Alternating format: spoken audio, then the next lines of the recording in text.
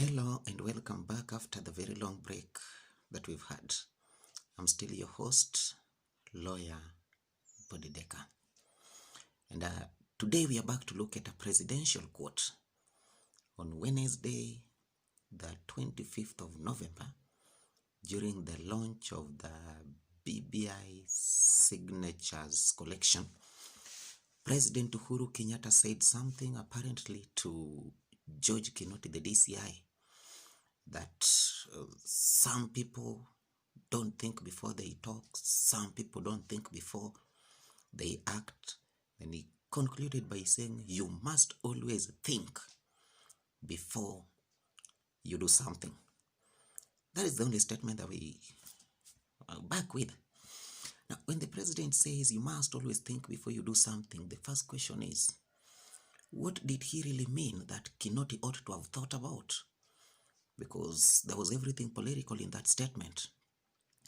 And he might have meant that Kinoti ought to have thought about the interest of the citizens. Kinoti ought to have thought about the kind of memories, the painful memories he was going to invoke by claiming that the victims of the Kiamba massacre had appealed for a fresh investigation of the atrocities committed against them. Equally, if he was speaking on behalf of the gamer community, then the president might have meant that Kinoti ought to have thought before he scuttled the grand plans of the game against the chief hustler. And where does all this begin? Immediately after the president and his deputy were re-elected for their second term in 2017, that is where it began. The president had a Jubilee Party PG, or a Jubilee Party Parliamentary Group meeting at State House, and he took a good 15 minutes lecturing the MPs, the governors, and the senators. He wasn't taking opinion from anybody. He wasn't gonna give a damn. He wouldn't take anything from anybody. He had called them to put them to their rightful positions. And he told them, this time you'll know I'm in charge. It's like he was trying to tell them, the deputy has been running around, the deputy has been running the show, but this time round, I ain't gonna give a damn. I ain't gonna bow down to anybody. I ain't gonna be cowed by anybody. I will let you people know who the captain of this team is. 2 days after that, our Supreme Court performed or staged the biggest civilian coup in this country. The election results were annulled for irregularities, for abnormalities, for illegalities, and all other lities that could be there. So the president had to come back together with the deputy. They had to re-strategize. They had to reorganize themselves. And they looked like a team once again. But then, the members of Jubilee, particularly those who were biased in favor of the deputy president, would not forget the statements of the president. So cracks had begun to emerge in the Jubilee party. From there, you remember that at some point he was somewhere in the westlands of Nairobi, and he said to the people, mkiona yule kijana wa kutangatanga, ambieni yeye. The deputy president, being the acute politician, the astute politician that he is, never rebuffed the tangatanga tag. Instead, he took it and owned it. Of course, that wasn't the first. The other time when they were in Kilifi giving title deeds, and Raila Odinga's ODM party said, this is not the president's work, in kazi ya clerk, whatever. The deputy president didn't hit back. He took it and he said, president akiwa messenger, mimi nikuwe clerk, nyinyi mkuwe sweeper, mwingine akuwe whatever, na tufanye kazi. So we know William Ruto as an astute politician. So when the president said, yule mtu wa kutangatanga, he never hit back. Took the tag, converted it, owned it, And now we have Tanga. Soon after Tanga was formed, some people wanted the president to know, wakasema itaeleweka wenye Jubilee ni akina nani. So we had Tanga and Kieleweke. After Tanga and Kieleweke, David Murathe came out on behalf of the Kieleweke group, the Jubilee Party chairman, fighting the deputy president. And he said, sisi hatuna deni ya mtu, hatukuambia mtu yeyote tutamchagua, hatukuambia mtu yeyote tutampa support yetu, sisi hatuna deni ya mtu. The president, feeling that David Murathe was rocking the boat too early. Not that he was rocking the boat, because that is what the president wanted, but he felt Murathe was doing it too early. In pretense, we were told David Murathe has been pressurized into resigning as the Jubilee Party chairman. He stepped out. Jubilee looked like it was quiet for a moment. David Murathe sneaked back into Jubilee as a deputy chairman, which of course he is now. So he still runs the show in the Jubilee Party. The goal still remains: kick out the deputy president, get our presidential candidate in 2022, support one of our own, because the deep state want one of their own. From there, fast forward to the handshake. Here is a president who didn't want the deputy president in his run-up to the 2022 lineup. The deep state wanted one of their own, but they couldn't have one of their own when the deputy president is running the show as the second most powerful man in this country. So Uhuru Kenyatta got an eager pair of hands in Raila Odinga to help him kick out an active and ever-present William Ruto. It was done. Right now we know Jubilee is split. Half of Jubilee is married to Raila Odinga, who of course is a short-sighted second wife, bound to lose out on inheritance of the husband when the marriage gets dissolved or when death strikes. But that is a topic for another day. So we've seen the events of Jubilee. We've seen the events of the handshake culminating into the BBI and the deputy president making his stand clear. Having made his stand clear, somebody prevailed upon Gisheru and sent Gisheru to The Hague in Amsterdam, Netherlands. So someone is trying to revive the case at The Hague. During the revival of the case at The Hague, in a previous video I said this thing could work for or against the deputy president. If somebody successfully makes it look like the deputy president committed these atrocities, then Kenyans, or particularly the Kikuyu population in Rift Valley, would fear. No Kenyan, no gentleman in Kenya would want to touch the deputy president because he is so much stained with mud. He is so much stinking of blood. So it would scare Kenyans away from him. It could work for him because if the Kikuyu population in Rift Valley are in one way or the other made to fear for their own security, then they could vote for him for fear of reprisals in case they vote against him. So they would vote for fear of reprisals. Could work for or against the deputy president. As Gisheru was in The Hague, the ICC code had started to be struck in this country. Somebody was playing the ICC guitar in this country. I think that the government is very much aware and very much a part of the ICC guitar that is being played with a very strong belief. So the DCI, George Kinoti, decides that the best way to slow down this man, because even the ICC is not slowing him down, and seemingly the presence of Gisheru at The Hague is not distracting him. So Kinoti, of course being manipulated by the deep state, decide to try another alternative. Let us soil this man. Let us get him hook-washed into this.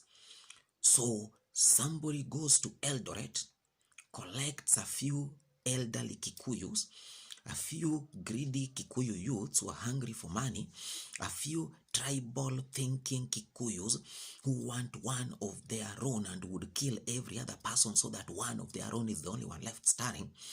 And he brings them to Nairobi, calls them to his office, and he says, These people have come to record statements that their life is in danger. The question is, there was political violence in Mombasa. There was political violence in Nakuru. There was political violence in Naivasha. There was political violence in Kisumu. There was political violence almost everywhere in this country. Do you mean to tell me that the Kikuyus who are in Kisumu are feeling very safe and the ones who are in Kiambaa are not feeling safe?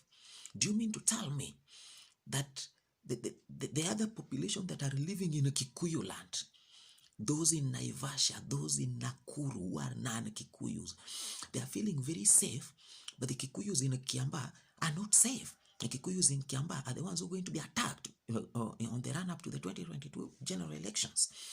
The thing is, Kinoti schemed, and the scheme was a very simple thing. Somebody wanted to perform a coup, and this coup was planned at the basement of Lamada Hotel in Nairobi. Now, at Lamada Hotel, there were senior government officials, including CSS. Cecil Kariuki were there. Peter Munya was there. The CSS in this, the Gema CSS in this government were represented there. People were flying state flags, going to Lamada Hotel for a political scheme, and their objective was they wanted to cut down or to trim the influence of the deputy president in Mount Kenya region. That is the clear objective of that. It is from that Lamada Hotel that a letter was written, apparently talking about the assassination of the deputy president. When the deputy president complained or raised alarm that there was an assassination plot against him, the DCI George Kinoti, instead of investigating those who wanted to assassinate the deputy president, put up a smokescreen. He told us he was investigating the source of the letter. If people are planning to kill me and the government wants to protect me, does the government look for the person who wrote the letter, or the government looks for the people who are scheming to kill me? Because it was clear that these discussions were held at Lamada Hotel.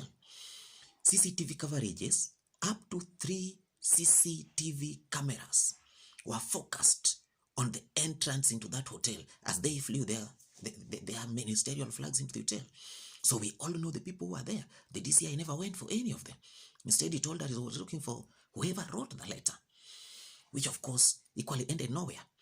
So as the investigation debate was going on, he had to look for a way of scuttling the investigation debate, and that is why he came up with the Kiambaa issue, which begs the question, was there really an assassination plot? That is a question that we need to ask as Kenyans, because this is the second person in command in the governance of this country. If he says his life is in danger, if he says somebody is planning to assassinate him, if he says he's headed for death, then it begs the question, who then is safe? Yes, there was and there still is an assassination plot in this country. But the assassination is not going to be physical assassination. Somebody is not going to kill William Ruto, the body. Somebody wants to kill William Ruto, the belief. Somebody wants to kill William Ruto, the resolve. Somebody wants to kill William Ruto, the politician. Somebody wants to kill William Ruto, the emotion. Somebody wants to kill William Ruto, the drive, the singleness of purpose. Of course, nobody would want to kill William Ruto, the person, the body. They want to kill the personality. Now, in a bid to kill William Ruto, the personality, there are schemes and counter schemes.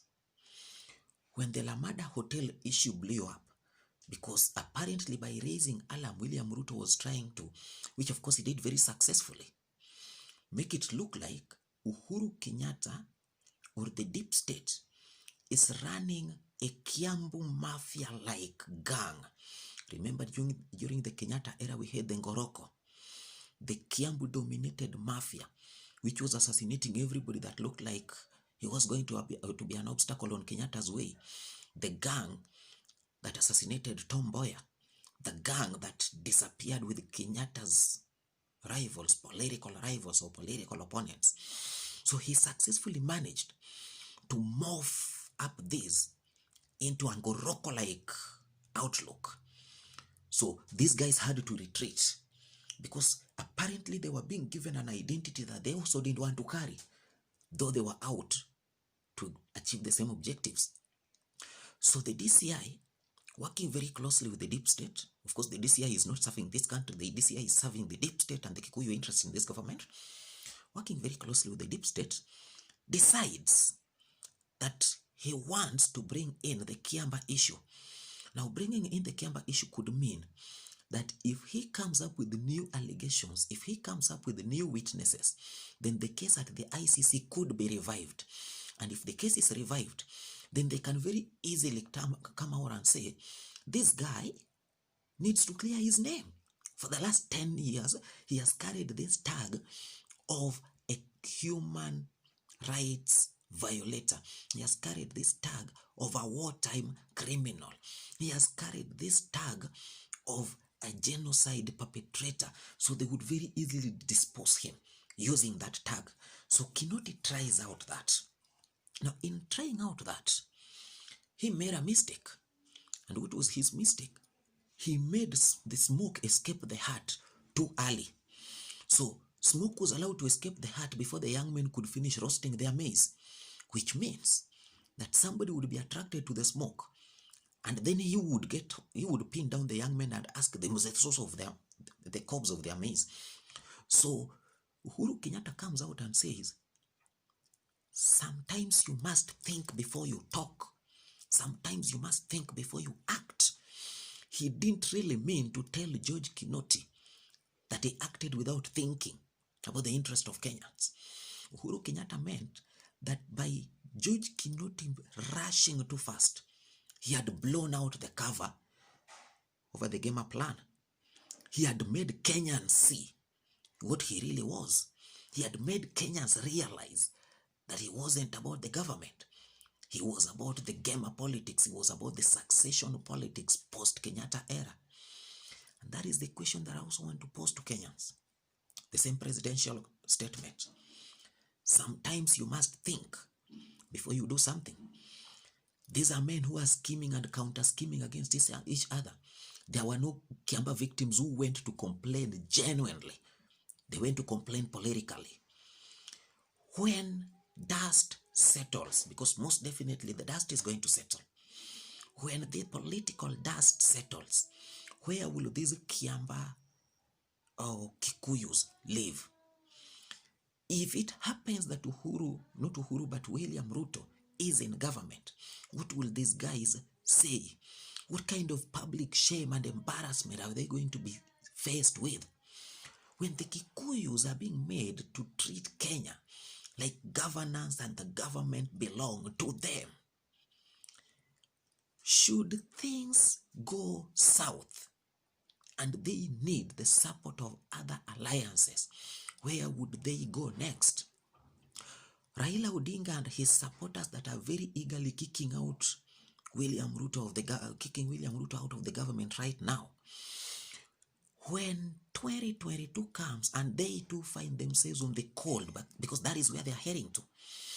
Raila was brought in for one mission: help me dissolve this marriage.